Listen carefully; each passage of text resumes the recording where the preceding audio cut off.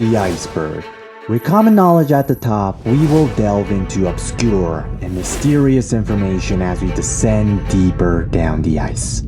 Was Roy Wilson a trustworthy man? And did his fans create a hierarchical status structure in the world of Thomas? Let us explore the most elusive stories behind Thomas Wooden Railway ranked by their intensity. To start, in 1992, a wooden train with a face has come to life. Thomas Wooden Railway. Made from hardwood with rotating wheels and interconnecting magnets with a plastic face, the magical world of Thomas the Tank Engine and friends started to capture the hearts of young and old. The success happened by combining the style of Brio with the beloved character Thomas the Tank Engine. Thomas Wooden Railway started its manufacturing journey with Hummingbird. However, Hummingbird was a small manufacturing company, thus they weren't really ready for the popularity of Thomas the Tank Engine. Hummingbird simply didn't have the speed to produce Thomas fast enough to keep up with the demands from its customers, an early indicator of how great the toy line will become. Therefore, in 1994, Thomas Wooden Railway production transitioned to China. Prototypes. The dawn of Thomas Wooden Railway. But what was the thought process behind them? And how are we even finding them when they weren't even released? We get a slight hint of the process and inspiration when we look at a couple of their designs. The very first Thomas. It's obscure because more we look, it's a hybrid of all the competitors' components. Hiro wheels. This time we see a face, and this is a 1990s Erdl face mold where Erdl was known for producing metal die-cast Thomas. This is an arched stone bridge that was released, and this is the prototype for it. This also had the same structure as the Brio bridge. Observing the pattern, there seems to be three types of prototypes. The concept model, where the designers were conceptualizing the designs and using whatever components were available. The unfinished model, where they probably thought it would be faster starting again from scratch and abandoning them in the process. And the pamphlet prototypes, where some have clay faces while some use other characters' faces. A lot of them are actually found on eBay. The trustworthiness of Roy Wilson. The trustworthiness of Roy Wilson is a topic that has been discussed through the tight niche of people who had to deal with him on eBay. Roy Wilson was the first product engineer for Thomas Wooden Railway in the 1990s. It's easier to explain if I tell you my personal experience. It was around May of 2021. I was just starting to get into collecting Thomas when I find this eye-catching title that reads, "Prototype Thomas for sale on eBay." Curious if this was true or not, I sent the seller a message that stated, "I'm interested." I also left my number, and it didn't take too long for the seller to respond. The following message read, "Sure, I can explain." Couple minutes later, the bell of my phone rang from an unknown number and a voice said, "Hello." It was the man himself, Roy Wilson. At the end of the call, Roy said that he didn't want to sell on eBay because of the extra fees they take, and we made a full-fledged deal that I would be buying a lot of his trains, and with that, Roy signed off for the night. The next morning, Roy sends me pictures of trains that I've never seen before in my whole entire life. Intrigued and fascinated on what they were, we went on another call, and negotiated prices, and the list of trains that I was going to buy have increased.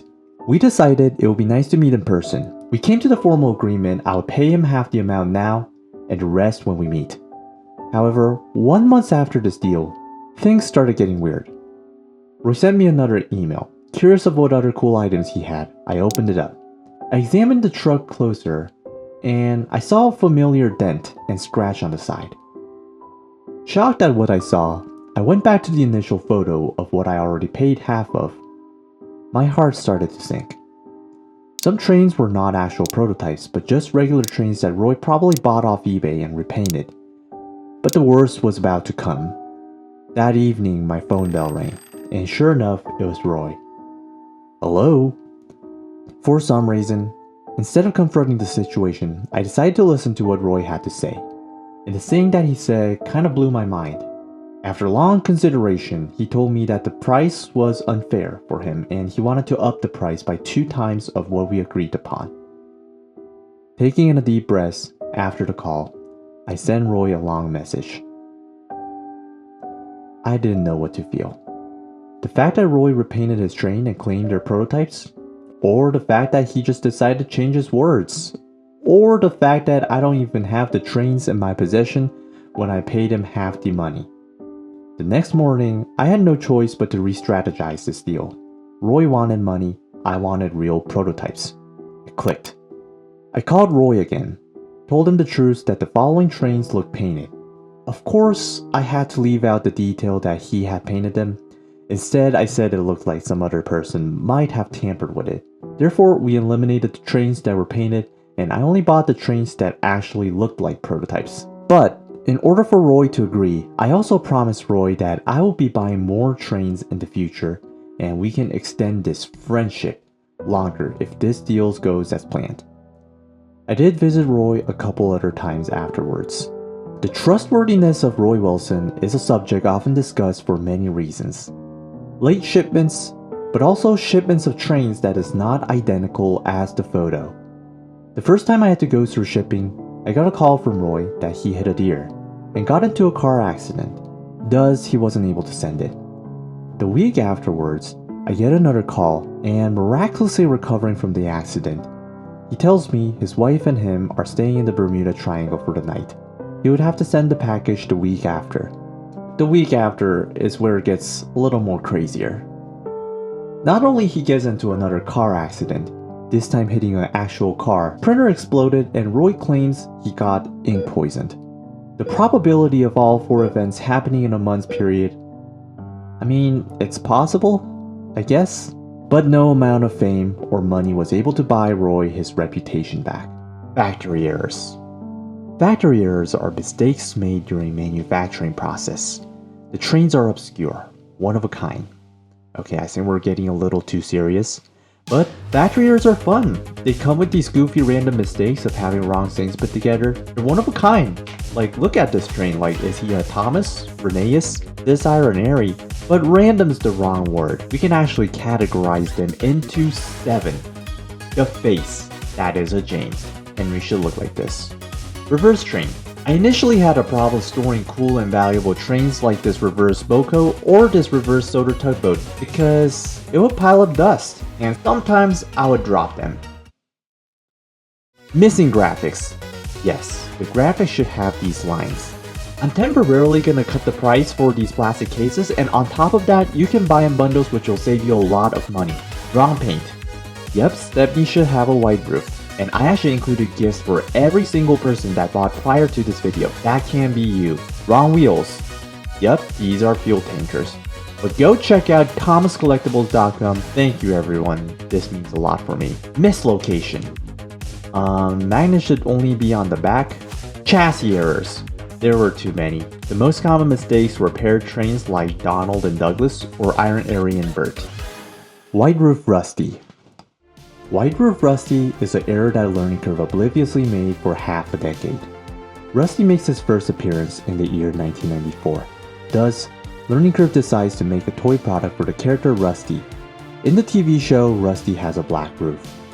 However, Learning Curve starts designing Rusty with an orange and white roof for its prototype and later releases Rusty having a white roof. This got people wondering, are they aware of their mistakes? But with each year passing by, and other characters getting updates, the roof of Rusty still remained white. Now, was this intentional? Finally, in the year 2001, Rusty got an update on his roof, taking 7 whole years for it to change. 4-wheel Mavis and 6-wheel Toby. 4-wheel Mavis and 6-wheel Toby might be a story you already know if you are a Thomas Wooden Railway fan. Toby and Mavis first appears on the screen in the year 1984 and 1991. Learning Curve decides to use the TV show model to design both Toby and Mavis. Thus, on the 13th of January 1993, Mavis and Toby were designed with their first prototypes. The prototypes had meticulous details with paper decals for the graphics, and both of them had 6 wheels, just how the TV show presented. However, later that year when Toby and Mavis were first released to the public, they had 4 wheels, leaving superfans disappointed. Roy Wilson, the chief designer at that time, said this was due to saving resources as Hummingbird was not able to keep up with the supplies compared to the demands they were getting. Ultimately, in 1994, Learning Curve changes their manufacturing facility to China, where they keep up with the demands. Now, this is where the new mystery arises, where nobody knows the reason for. In 1994, Mavis got a redesign of having 6 wheels, just like the original TV show. However, Toby ends up with 4 wheels. This is a prototype made for 1994 Toby that had 6 wheels. It's a taller version of the 1994 model that has slightly different graphics. This alludes to the fact that the designer were considering making Toby 6 wheels. Some community members say this was to reduce the price of manufacturing, but then one can say, why did they change Mavis? We will never know. The Whiteface Troublesome Truck. The Whiteface Troublesome Truck is the most well-known sought-after train in Thomas Wooden Railway. The train consists of a truck with a factory airface. A story about this truck was first uploaded in 2015 from a YouTuber that goes by Wooden Railway Reviews. Wooden Railway Reviews at that time was able to secure an interview with a guy named Roy Wilson. Roy Wilson was the first product engineer for Thomas Wooden Railway, and he designed the first few years of characters and sets. Now, what happened during that interview? Well, nobody knows now because as of 2021, this interview was deleted or privated by the owner. However, it's been said that during this interview, Roy stated there were only about 200 trucks ever made. This piece of information broke the internet, causing the Whiteface Troublesome Truck to be the most desired train in the community. Prior to this interview, it was speculated that the Whiteface Troublesome Truck was a prototype. Now this is where it gets weird. New Whiteface Troublesome Trucks were getting discovered almost every single month, and there was even a forum documenting who owns them.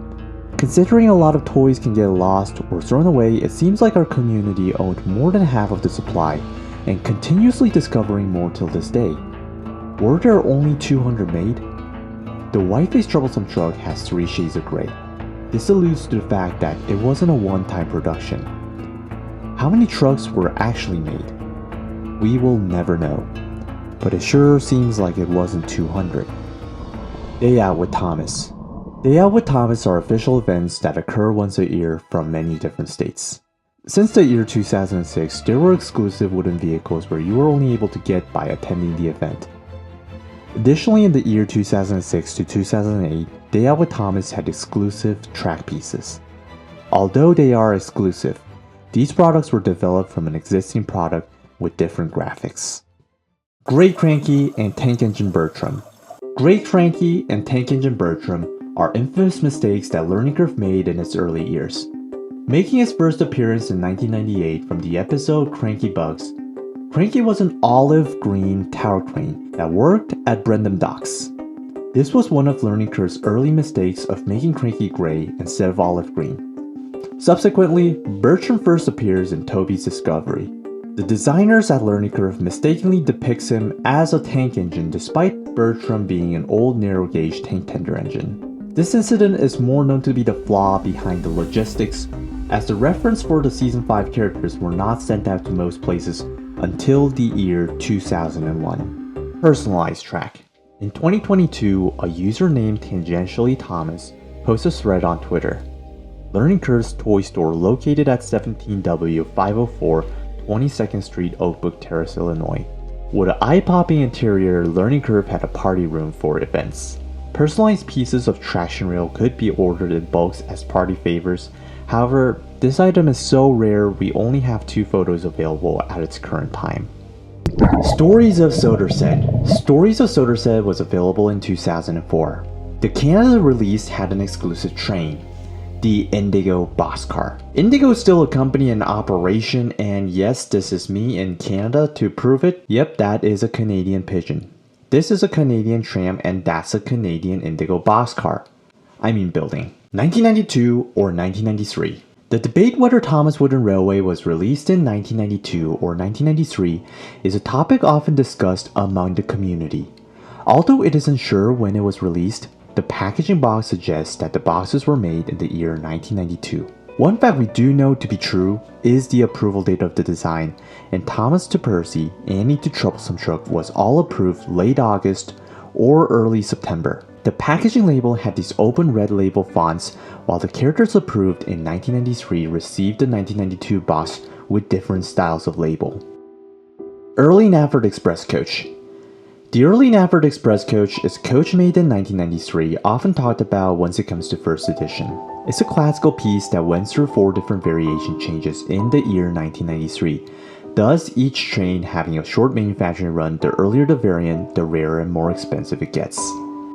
The story begins with the model sharing the same body as Boko. Both trains were slabs of block wood in 1993, and in 1994 both got an update with an accent on the top. There were 4 variants made with Hummingbird, and the first design resembles the prototype Nafford Express Coach, without the letters, making easily the rarest one out of all. The following are the other 3 variants. The last variant is unique because there were 3 color variants to it. The next year, the design of Nafford Express Coach changed, and this is a factory error where they forgot to print the graphics on the top. And this is a UK exclusive Nafford Express Coach. 2007 recalls. Thomas Wooden Railway hits the mainstream. For importing and selling children's toys that contain too much lead.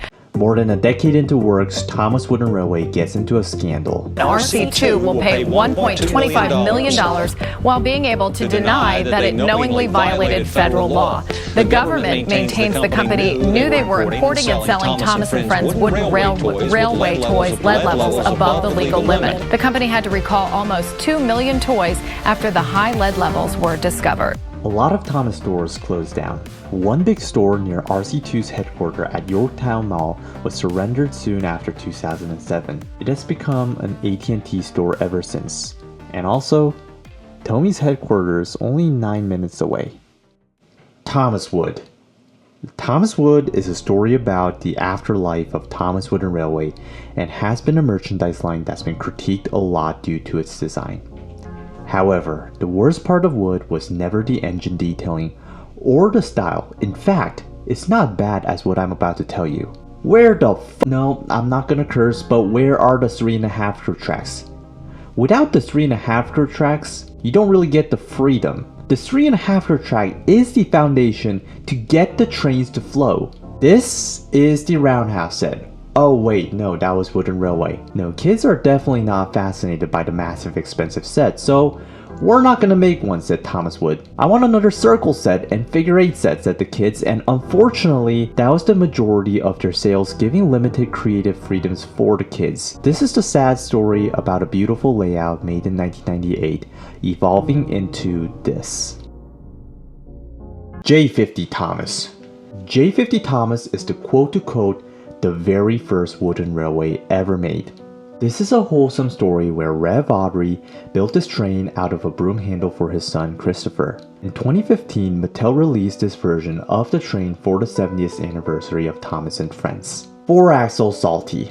4-Axle Salty is a story about the prototype shown in the 2002 yearbook. This Salty is incorrectly designed with 4 axles on a bogie-based system. This likely happened because the only reference for Salty and Harvey at this time were Bob Goldgallier's concept art, where Salty's perspective was distorted, making him look too long.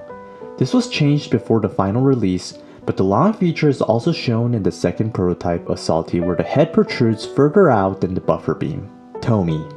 Tomy bought RC2 out in the year 2011 and held ownership of Thomas Wooden Railway license until Mattel bought the brand in 2013. Contrary to popular beliefs, Tomy never really accomplished anything. The packaging was the same as Learning Curve besides from the fact that Tomy decided to stamp their logos. New characters and new CGI face were created during the Tomy era. However, this was also Learning Curve's previous work where Tomy releases them into the market. Rickety. Rickety is a character that has been available in Thomas Wooden Railway for 17 years in many different forms. However, Rickety was never shown in the TV show and briefly makes his appearance as a cameo in the Railway series. For a character that doesn't have a proper basis, that's quite a bit of merchandise. Strange character inclusion. Strange character inclusion is a story that questions the decision-making process for some of the sets in Thomas Wooden Railway. The roundhouse set is where the obscurity begins. Due to the width of the track, the roundhouse is a home for standard gauge engines while narrow gauge engines have their unique areas. In the year 1997, a set meant for standard gauge engine debuts with a lot of narrow gauge engines. 5 years later, another version of the roundhouse set gets released. This time, Duke, Skarloey, and Rusty all being in the set. Another incident that is questionable is the Nafford station set. Wait, where's the NAFR station? Psych, there is no NAFR station. The concept cars. The concept cars are these 5 obscure narrow vehicles that were made for Thomas Wooden Railway, but never released. The only attribute that really screams out is the Wooden Railway item are the learning curve wheels. Later these vehicles received graphics, some having the word Forestville on them. Forestville is a small town in upstate New York, leaving hints that they were manufactured there. Later, Learning Curve used these models as inspiration and produced them into Sir Topham Hatt's car, Crosby cargo truck, and Bertie. The steam engine still remains a big mystery, but possibly it was just the inspired mold for the rest of the engines. My Custom Engine, and possibly Norman. My Custom Engine is a story about these customizable trains. With multiple colors and different scenes, you are able to customize and name your custom trains and even choose your scene book you could have. Another cool part was the add-on pack that had a stand to keep the book open so your trains could travel through the page of the story. MCD, also known as My Custom Diesel, was another planned item. However, it got cancelled. This train uses the body of Norman. Talking about Norman, there was a cancelled variant called Mattel Norman. These Normans were never released, but you do see them time to time on UK eBay, which makes you wonder, was this released in the UK? Something in the Air. Something in the Air is the speculated name for a cancelled item in the limited edition series based on the episode Something in the Air. It never advanced beyond concept artwork. Had it been produced, it would have been a fish-covered Henry with an ill facial expression and numbered scenery track piece of Tinmouth Beach. Berties Passengers. The Passenger of Bertie is a story where the passengers get snapped out of existence in the year 2002. In 2013, even the bus driver despawns, leaving Bertie to be an independent autonomous bus. The passenger situation was because one of the passengers was smoking a cigar, which was a bad message for children. Thus, they got rid of them. Unreleased 60th Anniversary. The Unreleased 60th Anniversary is a story about the handful of metallic trains that only had samples made before they were pushed aside in favor of other options. Gold Edward, Silver Thomas, Bronze Toby, Bronze Diesel 10 were some of them. On top, Metallic Thomas and Percy had 2 types of unreleased metallic variants, and Percy even had a factory error. 60th Anniversary James and Something in the Air Henry was part of the Unreleased 60th Anniversary as well. Box differences.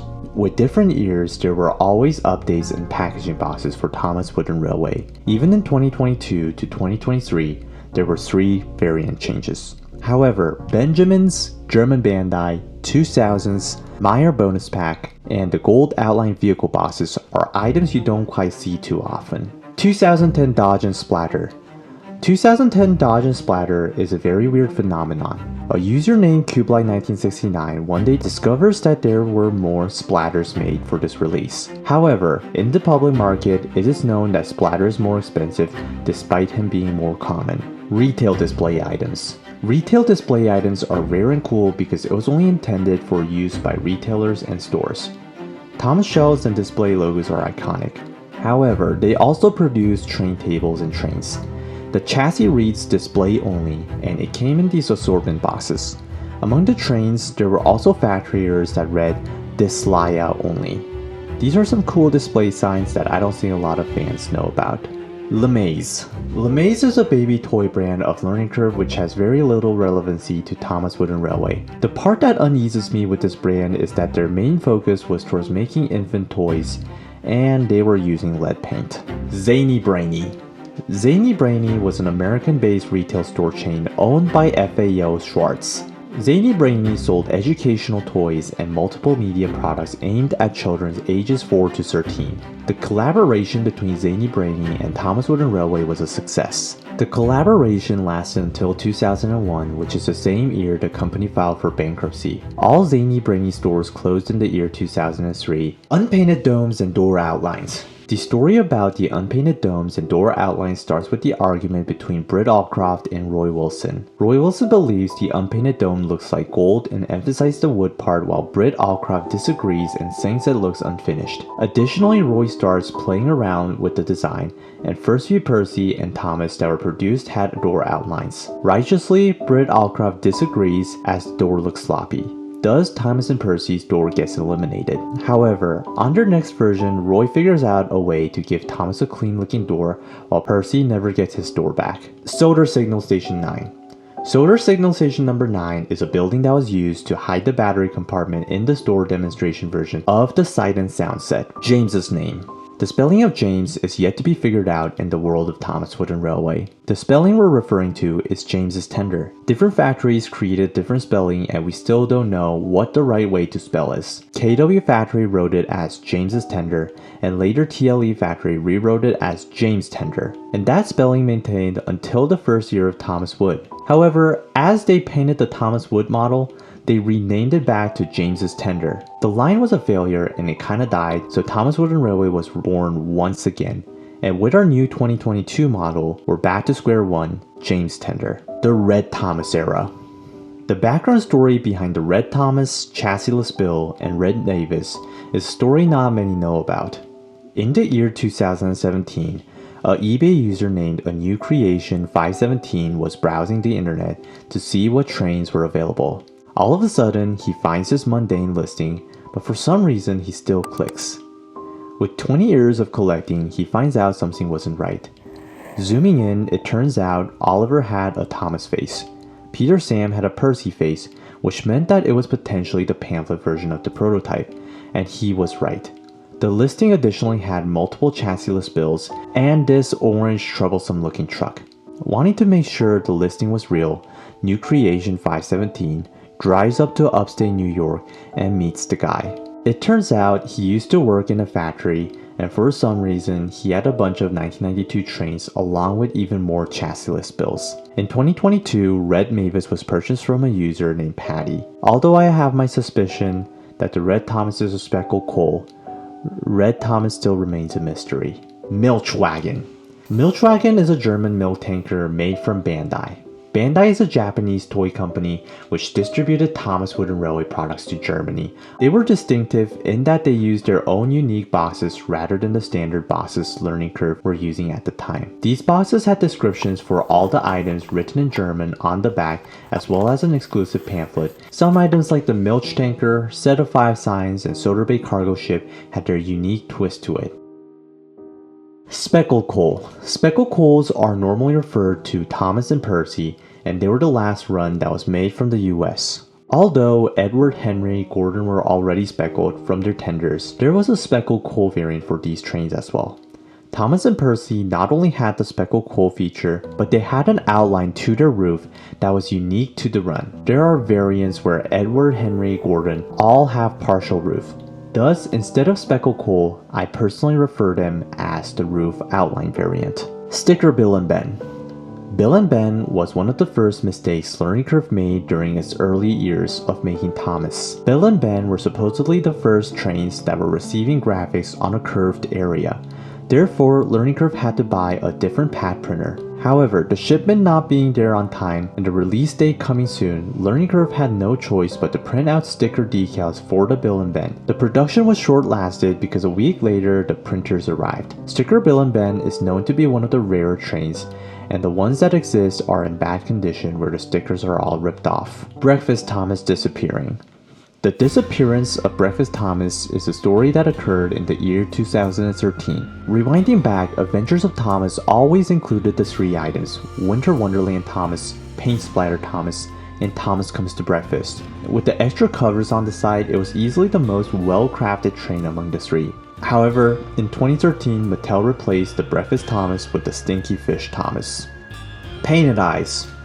Painted Eyes is an iceberg on the production of the very first Thomas trains ever made. Some trains made in 1992 had white paint layered on the eyes before the paint of the pupil. These trains were mainly skinny stack trains, also known as version 1 trains. However, it is known that Gordon never had a painted eye variant, while Percy had painted eyes up till version 3. In 2021, a user known as Bassman said that during the production, the contractors were getting paid hourly. Thus, not having anything good to do, workers started painting the eyes. Possibly more Percys and no Gordons. Hospital Anomalies. The hospital anomaly is a story behind why they had to get rid of the Red Cross from the ambulance. In 2021, a user named Generic tweeted out that the ambulance had to get redesigned due to the violation of the Geneva Convention. The Geneva Convention states that the Red Cross symbol is only to be used for real medical facilities, thus usage for toys was technically a violation. It's quite obscure how they didn't use the cross on the prototype, but only when they released it. Row Ups Rebuilding. Main Street Scenery is a cancelled product seen on the backs of original boxes for the circus train, Henry's Tunnel, pedestrian bridge, Soder log loader, and the double crossover track. They appear to be entirely wooden with sticker decals like other destinations, and there are 2 variants to it. Dan Schrock. Dan Schrock is a story about a photographer that lost a lawsuit against Learning Curve. The year was 1999 when Schrock began his direct business with Learning Curve. Schrock would create product photographs of his toy for marketing purposes. This is where the story diverges into 2. Schrock claims that the pictures taken could only be used for a period of 2 years for product packaging and for specific product annual catalogs, and any use beyond the term authorized by the license would trigger additional fee payments. On the other side, Learning Curve recalls a different sequence of events. Learning Curve stated that the content of license was that Schrock would grant Learning Curve an unlimited license for use, with the exception of national advertising. The lawsuit continued on till the year 2004, where Dan Schrock reveals information he shouldn't have released and loses the lawsuit. Road Switch. The Road Switch is a rare trapeze that was on display table and pretty rare. Kabaya. Kabaya is a Tokyo-based confectionery company founded in 1946. It is known for making Thomas and Friends themed sweets such as chocolate sticks and candy, but Kabaya alongside made Thomas trains, which were sold along with the sweets. Rotary snowplow. Gordon's Snow Machine is a canceled truck based on the episode Snow. The item never advanced beyond the prototype stage. The prototype uses a modified version of Duck's chassis, and the blower fan rotates similar to Dustin. Talking Railway Series. Commonly referred to their defining gold magnets, these RFID-based trains would be recognized by name at certain destinations. These would not last long as new characters could not be added into existing destinations, leaving a hero's farewell set. Without a hero. Yep, that is a Spencer. There were some characters that went unmade, but were programmed into destinations such as Gordon, Duck, and Mighty Mac. The Slate Mine. The Slate Mine is a cancelled destination that never made it to the market. It would load slates into a truck and push them down a hill. It came with a slate cargo and looked like a mining elevator. Holiday Station. The Holiday Tree Station is a cancelled destination in the Holiday Collection. It features a small 2-dimensional station with working lights and a Christmas tree which would have played a festive tune with a Christmas Thomas. Instead, it was replaced by the Holiday Tunnel Thomas. The Very First Edward. The Very First Edward is a story about this Edward. In 2022, a user named Domeless Engine buys a lot and discovers this Edward. The pattern of the red stripes did not match the usual Edward, and the body was not circular but had a lump at the top. This is a concept model for Edward, and it also has the same feature. Thus, I'm at the belief that this Edward could be one of the very first Edwards made in Thomas Wooden Railway. Gold Battery Thomas. A golden battery Thomas first appears online in 2022. It first appears on Yahoo Japan and got sold for $75. It brought up the question, is this a factory sample, and curious if this was true or not, I bought the hype. Functionality wise, this Thomas was twice as fast than the other battery operated Thomases and lasted 5 to 10 times longer than the other trains. However, a few months later, a user named Cubeline1969 shared this poster debunking that the item is fake. Although it had the codes imprinted, the flatter magnets and the toolings for the interior was a dead giveaway that it wasn't an official item. Hiro's Hideout Pack. Cancelled track pack from Hero of the Rails. Nearly nothing is known about this pack except for the name. Yes, there are no pictures. In 2021, Wow Much Think commented, wait, what proof is there of this item cancelled existence? And Thomas Wooden Railway Wiki responded, the pyramid. The answer to this question is not who's included, but who's excluded. It's not clear who started this philosophy, or if it was a conscious decision or not, but it all starts with Erdl dumping less popular characters in multi-packs, and Learning Curve including new characters with sets as exclusives to 3-packs. Every consumer wants A-listers, and the Roundhouse set is a good example for it. Thomas being A tier, Henry and Bertie being B tier, and Skarloey, Rusty, Duke for C tier, The rank is built like a pyramid. While us fans value all of these trains, consumers value Thomas Percy and James more.